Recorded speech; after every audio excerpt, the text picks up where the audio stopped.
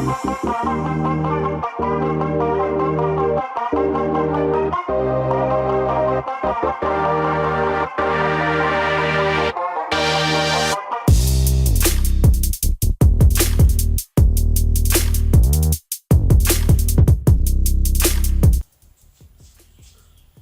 عليكم ورحمة الله تعالى وبركاته. أهلا بكم من جديد على قناتنا TV et Daisy. Bienvenue, on continue donc avec notre série qui concerne les unités du contrôle numéro 1 pour le premier bac biof scientifique.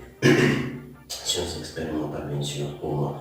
Alors on a dit qu'on a déjà commencé dans la vidéo précédente par proposer une solution pour l'exercice numéro 1. On va continuer avec l'exercice numéro 2. Mais avant de continuer, j'aimerais bien préciser que le sujet a été publié par M. Abdelrahim Katif. Alors je m'excuse pour mon collègue Abdelrahim. Et je remercie notre ami Madame aussi pour la contribution à la communauté éducative. Alors, retournons à nos temps, donc, à l'exercice numéro 2. Donc, l'exercice numéro 2, le sujet de cet exercice-là, il s'agit bien sûr d'un disque. Donc, toujours en mécanique, il faut toujours s'aider d'un schéma, bien d'une figure. Donc, il s'agit d'un disque de rayon R,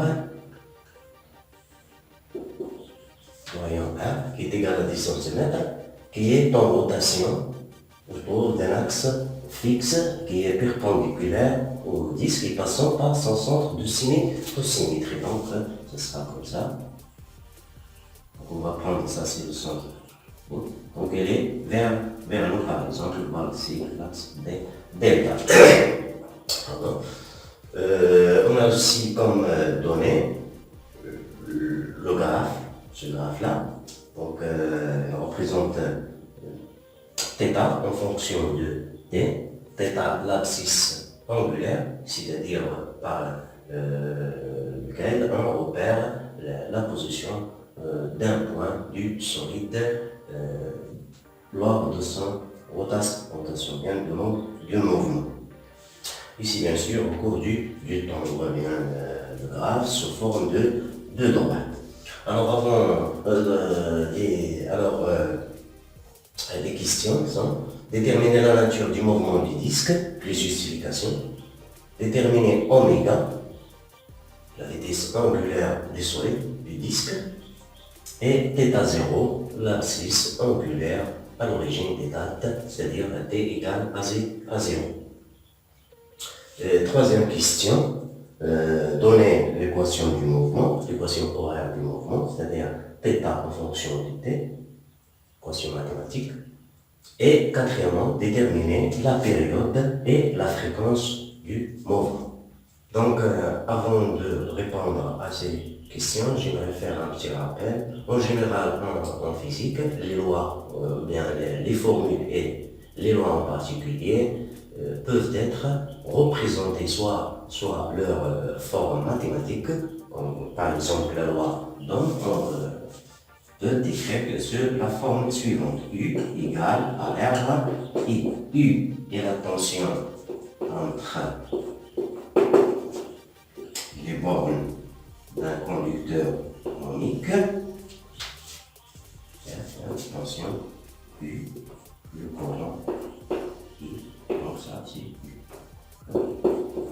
Donc U égale à R. Et ça, c'est la loi d'Ohm. Bien sûr, pour les conducteurs ohmiques, sa forme mathématique. On peut le représenter aussi sous sa forme graphique, comme ça. U en fonction de I. Représenté comme ça. Tel que le coefficient directeur de cette droite-là n'est que R, c'est-à-dire que delta U sur delta I, delta U, c'est-à-dire U2 moins U1. Même chose ici, I2 moins I1. Ce sont les abscisses et les ordonnées. Alors, delta U sur delta I me donne, bien sûr, la résistance. Alors, ça c'est la loi d'Ohm sous sa forme mathématique. Là, c'est la loi d'Ohm sous sa forme graphique. Donc, après ce petit rappel, on va commencer à répondre à nos questions. Alors, mon objectif pour cet exercice-là, c'est un petit peu manipuler les courbes et les exploiter pour en extraire les informations qu'elles contient. Donc c'est une technique qu'il faut bien inculquer. يعني قراءة المنحنيات فهي من بين الكفايات اللي ضروري لأي واحد منا يتعلم اليوم. Alors, sans s'attarder, je vais commencer par la première question. Donc, toujours dans ma réponse, il faut bien structurer la réponse. Alors, ce qui est demandé pour la question numéro 1, c'est la nature du mouvement du disque plus justification. Donc, on va commencer par la nature. Donc, pour arriver à la nature, on voit que si je prends par exemple n'importe quel point du disque, bien sûr, il part ou bien il réalise un cercle, une trajectoire circulaire. Même chose pour les autres points. Alors, ces trajectoires-là sont tous perpendiculaires à l'axe de rotation, c'est-à-dire se trouvent dans des plans, c'est-à-dire dans le plan qui est perpendiculaire à l'axe de rotation. Donc, leur centre appartient à cet axe-là. Donc là, c'est la définition du rotation. Donc, on dit qu'un corps est en mouvement de rotation, c'est chaque point de ces points effectue des trajectoires circulaires centrées sur l'axe de rotation et se situe dans le plan perpendiculaire à cet axe. Donc, première conclusion, mouvement de rotation. Alors là, en utilisant les données qui nous donnent que le disque tourne autour d'un axe fixe. Donc on a compris que la nature du mouvement, c'est du rotation. Alors, si on voit bien la courbe aussi, c'est par exemple, je prends ce delta T de 0,201, c'est-à-dire delta T, que je vais appeler delta T1 égale à 0,1 seconde. Alors, au cours de cette dérivée-là, θ va varier de cette valeur-là jusqu'à cette valeur-là. Cette valeur-là qui correspond à t égale à 0, et c'est là qui correspond à t égale 1. Donc là, j'obtiendrai delta θ1, que je vais appeler delta θ1. Alors, delta θ1 égale à 0,1 seconde, delta θ1 égale 0,5, donc 1 moins 0,5, donc 0,5 radian. Alors, voyons maintenant sur une autre période. Alors, vous voyez bien que là, je suis en train de calculer le coefficient des vecteurs. Donc, si je répète la même chose ici, c'est-à-dire lors de cette durée-là, que je vais appeler delta T2, qui est de 0,1 seconde, alors le corps va balayer un angle delta θ qui aura cette valeur-là, qui n'est que donc 0,5, 1, 1,5, 2. Donc 2 moins 0,5, ça donne 0,5 θ. Donc on remarque bien que durant des delta T égaux, égal à 0,1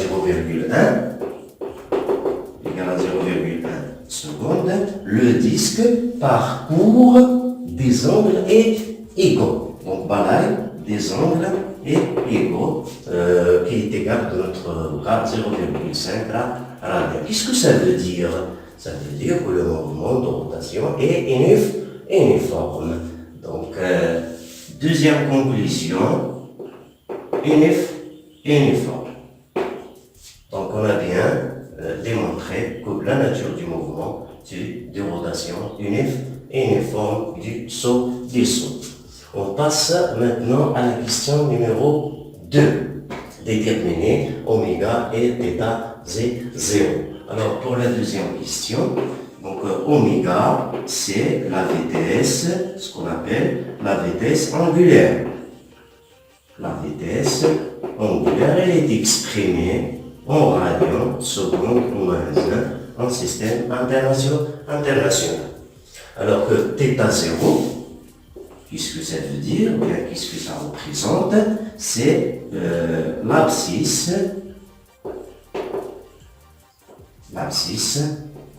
angulaire, l'abscisse angulaire à l'origine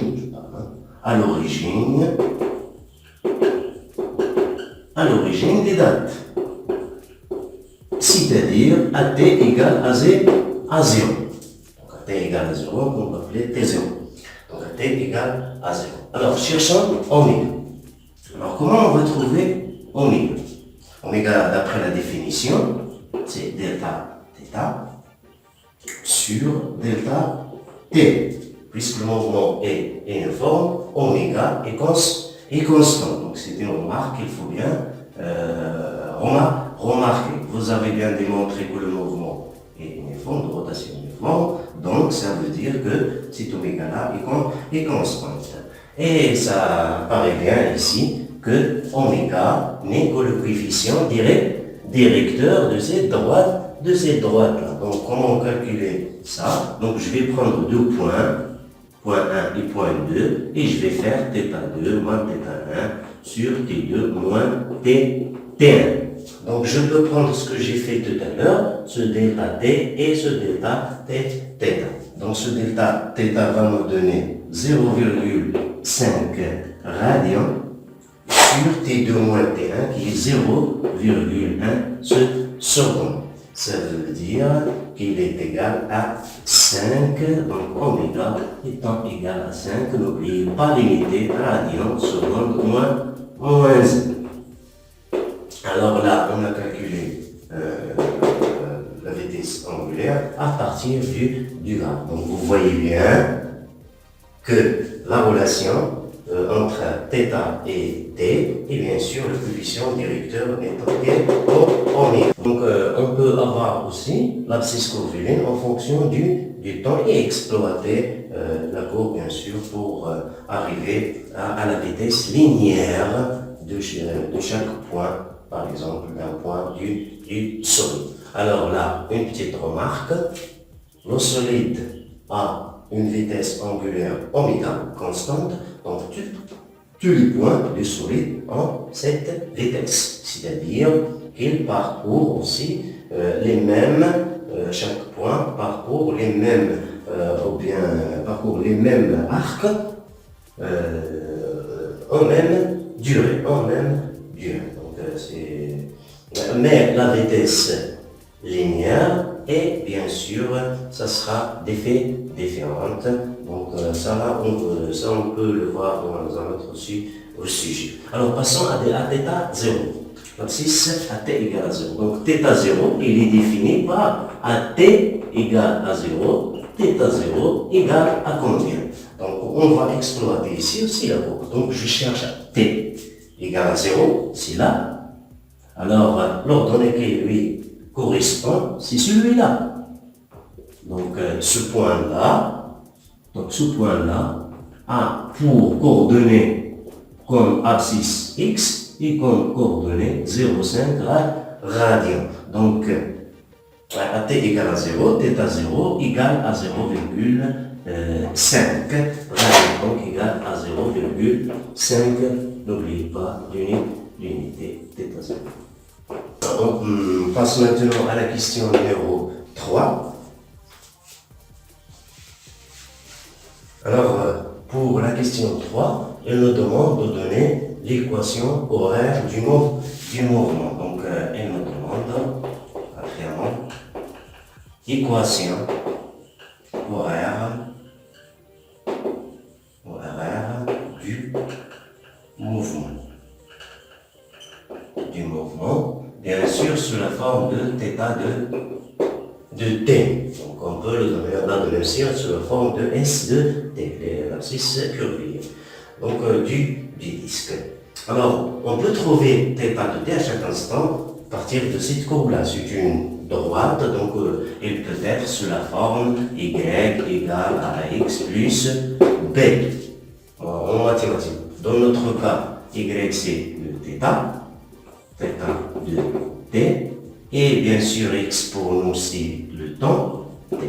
Et b, ça sera à t égale à 0, c'est normalement à θ 0, à θ 0. Et a, bien sûr, ça sera le coefficient directeur qui n'est que oméga. Et comme ça, je peux donner directement θ de t égale à oméga de t plus θ 0. Je peux aussi me servir de ce qu'on a étudié en cours, si vous apprenez cette formule-là, bien cette équation-là par cœur. Vous avez vu la forme de l'équation horaire, c'est le mouvement est uniforme, mouvement de rotation uniforme en fonction de θ, c'est écrit sous cette forme-là. Pour l'abscisse curvilienne, S de t égale à V de t plus S0, l'abscisse à t égale à 0. Donc d'après ce qu'on a vu tout à l'heure, là on peut l'écrire sous la forme θ de t. Il n'y a pas de multiplication, c'est θ de t en fonction de t à chaque instant.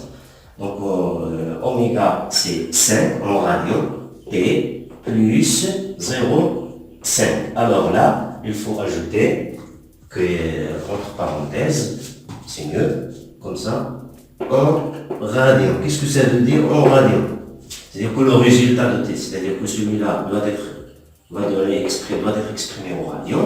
C'est la vitesse sanguinaire en radian seconde moins 1, et celui-là c'est en seconde, et celui-là c'est en radian. Il faut faire bien attention quand vous le faites. C'est par exemple, je peux calculer à t égale à 2 secondes. À t égale à 2 secondes. Je vois bien ici que à t égale à 2 secondes, je peux trouver la valeur de θ, c'est-à-dire la position ou bien l'angle balayé par le soleil à chaque instant. Je peux utiliser aussi cette équation-là de la manière suivante.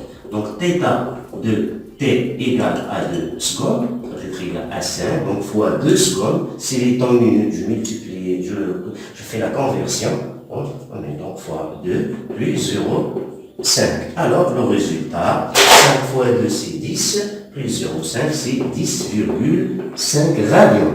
Le résultat est radian, la position t égale à 2 secondes. Donc ça c'est un exemple pour exploiter l'équation. Donc retenez bien que l'équation horaire peut être donnée sous forme de graphe ou sous forme mathématique comme celle-là. Alors la dernière question 4, donc c'est facile pour 4, il faut se rappeler un petit peu de la définition de la période et de la et de la fréquence. Alors on va commencer par exemple par la période. Alors comment trouver la période? Il faut se rappeler un petit peu une grandeur qui est en relation avec la période et la relation qui est les deux.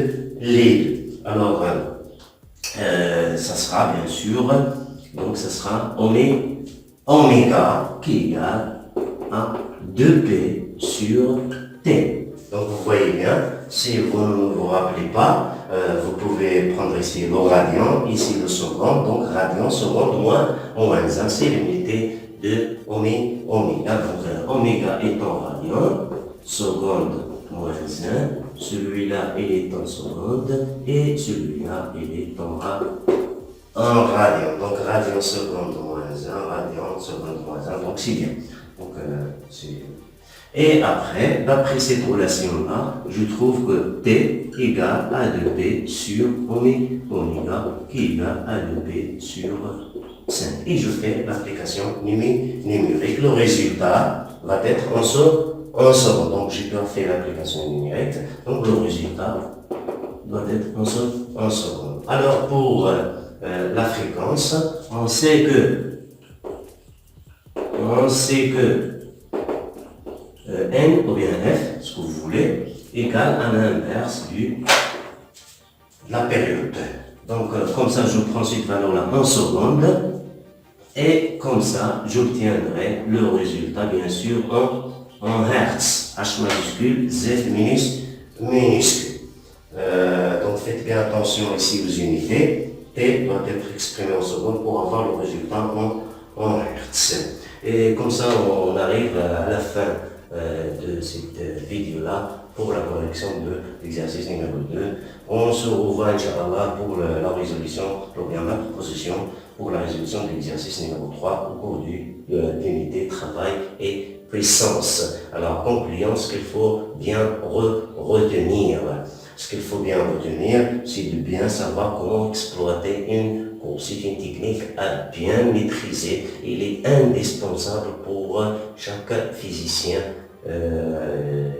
bien sûr chaque scientifique en général. Deuxième chose à savoir, c'est la forme de l'équation horaire pour la rotation uniforme. Et bien sûr la définition de la rotation et ces relations-là, dans le cas la rotation uniforme, comment calculer la période et la fréquence à partir de la vitesse angulaire.